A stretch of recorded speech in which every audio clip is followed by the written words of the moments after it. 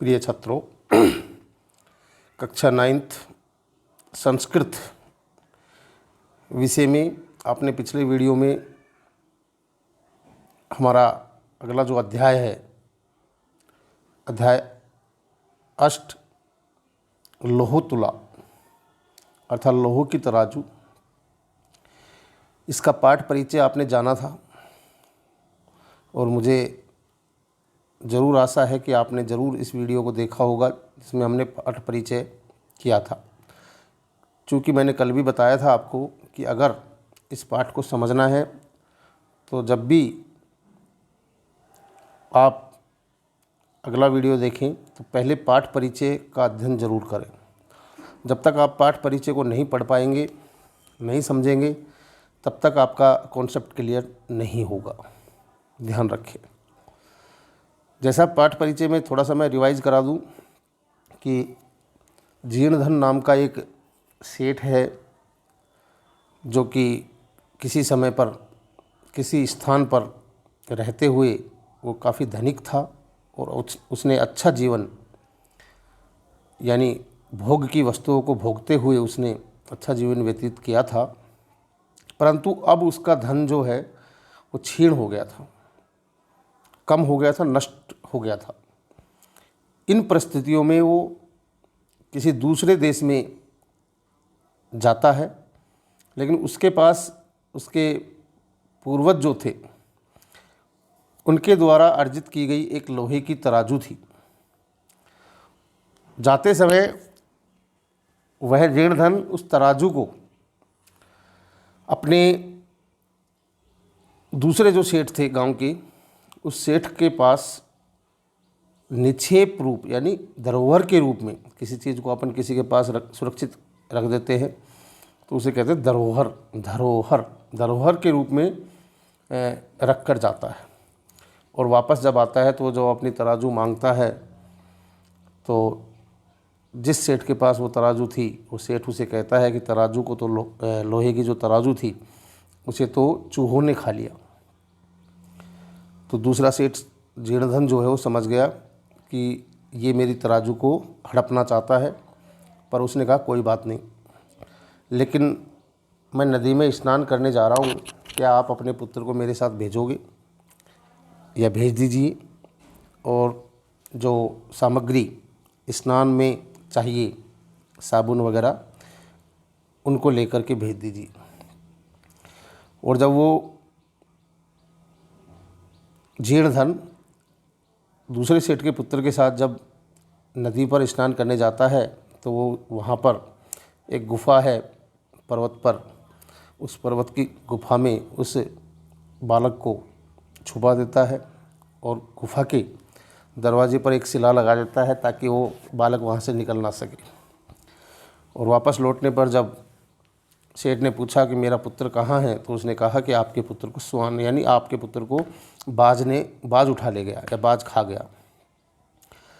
तो दोनों ही बातें संभव नहीं थी कि लोहे की तराजू को चूहा खा जाए और बाज पक्षी जो है वो एक हष्ट-पुष्ट बालक को उठा ले जाए। दोनों असंभव चीज़ें थी, लेकिन दोनों अपने अपने दिमाग से खेल रहे हैं। और ये बात जब वहाँ के राजा या न्याय अधिकारी के पास पहुँची तो वो न्याय अधिकारी समझ गया कि माजरा क्या है। तो अंत में उसने तराजू जिसकी थी उसको तराजू दिलाई और बालक जिसका था उसे बालक दिलाया और दोनों को सहर्ष वापस घर भेज दिया। ये इसका पाठ परिचय हम कल भी देख चुके थे, लोहतुला। ठीक है, इसका पहला गद्यांश आज हम देख रहे हैं। देखिए, पहला गद्यांश आपके सामने आ गया है। पहला गद्यांश आपके सामने है जिसको मैं थोड़ा सा आपको अच्छी तरह से दिखाता हूँ। देखिए, शुरुआत करते हैं। आसीत कस्मिंचित अधिष्ठाने जीर्णधनो नाम है वणिक पुत्र। पहला वाक्य है, हालांकि आसान पाठ है लेकिन थोड़ा सा ध्यान देने की बात है। आसीत एक क्रिया है जो बाद में आनी थी लेकिन यहाँ प्रारंभ में दे रखी है। आसीत का अर्थ होता है था, थी या थे। कस्मिंचित स्थाने, अधिष्ठाने का अर्थ हो जाएगा स्थान पर। अधिष्ठाने सप्तमी आ रही है तो में पर आ जाएगा। किसी स्थान पर जीर्ण धनों अर्थात जीर्ण धन नाम का वणिक पुत्र अर्थात व्यापारी का पुत्र या बनिए का पुत्र था। आसीत जो है उसका अर्थ अंत में आ जाएगा कि किसी स्थान पर जीर्णधन नाम का वणिक पुत्र था, यानी वणिये का पुत्र था। दो चीज़ें नोट करने वाली है इसमें, एक तो वणिक और एक है अधिष्ठानी। दोनों शब्दों को ध्यान देना पड़ेगा तो अनुवाद आपका हो जाएगा। वणिक का अर्थ होता है बनिया या व्यापारी। अधिष्ठानी का अर्थ होता है स्थान, जगह है। ठीक है, इन दोनों को ध्यान दे लीजिए तो ये वाक्य क्लियर हो जाएगा आपका कि किसी स्थान पर जीर्णधन नाम का बनिए का पुत्र था। ठीक है, उसके बाद में आगे देखिए, स च और वह, च जो अर्थ है उसका अर्थ आ जाएगा और स यानी वह यानी कौन, जीर्णधन। और वह विभव क्षयात अर्थात उसका जो धन था, उसका वैभव जो था वो क्षय होने पर, क्षीण होने पर, कम होने पर देशानंतरम दूसरे देश में गंतुम इच्छन, गंतुम तुमुन प्रत्यय, इच्छन सत्री प्रत्यय है दोनों में, कि जाने की इच्छा करता हुआ जाने की इच्छा करता हुआ व्यचिंत्यत यानी सोचा, करते हुए, जाने की इच्छा करते हुए उसने सोचा। व्यचिंतित को ध्यान रखना, क्रिया को, इसका अर्थ हो जाए सोचा। और क्या सोचा कि यह देशे अथवा स्थाने भोगा भुक्ता स्ववीर्यतः तस्मिन् विभवहीनो यो वसेत स पुरुष ऐधम। ध्यान देने योग्य बात जिन जिन शब्दों को ध्यान देना है, देखिए, यत्र जहाँ, देश स्थान, अथवा यानी अथवा, भोगा यानी भोग, उपभोग की जो चीज़ें, भुक्ता यानी उपभोग की है, भोग्य योग्य वस्तुओं का जिसने उपभोग किया है। स्ववीर्यता, इस शब्द का ध्यान देना है। स्ववीर्यता शब्द का अर्थ होता है कि अपने पराक्रम से, अपने कौशल से या अपने पराक्रम से। तस्मिन सप्तमी का एक वचन है, उसमें विभवहीनो अर्थात वैभव के हीन होने पर, धन के क्षीण हो जाने पर, यो का हो जाएगा यह, वसेत रहता है, स वह, पुरुष ऐधम है अर्थात वह नीच पुरुष। अधम जो शब्द है इसका अर्थ होता है नीच पुरुष, वह नीच पुरुष होता है। ठीक है, एक एक शब्दों को मैंने बताया आपको, अब इसका अर्थ देख लीजिए आप कि यत्र देशे अथवा स्थाने भोगा भुक्ता स्ववीर्यतः तस्मिन् विभवहीनो यो वसेत स पुरुष ऐधम। यत्र देशे अर्थात जिस स्थान पर या जिस देश में, अथवा स्थाने अर्थात अथवा स्थान पर, जिस देश में अथवा स्थान पर क्या है, स्ववीर्यते अपने पराक्रम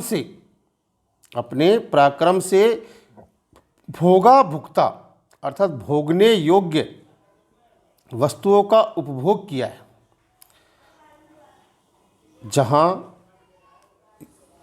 जहाँ जिस देश में अथवा जिस स्थान पर जिसने अपने पराक्रम से, स्ववीर्यते शब्द है इसका अर्थ हो जाएगा स्व पराक्रम, यानी अपने पराक्रम से भोगने योग्य वस्तुओं का उपभोग किया है। भुक्ता उपभोग किया है, भोग्या यानी भोगने योग्य, खाने योग्य जो होती है अच्छी अच्छी चीज़ें, उनको कहेंगे भोग्य, जो हमें खाद्य पदार्थ होता है, या फिर जो ऐशो और आराम होता है।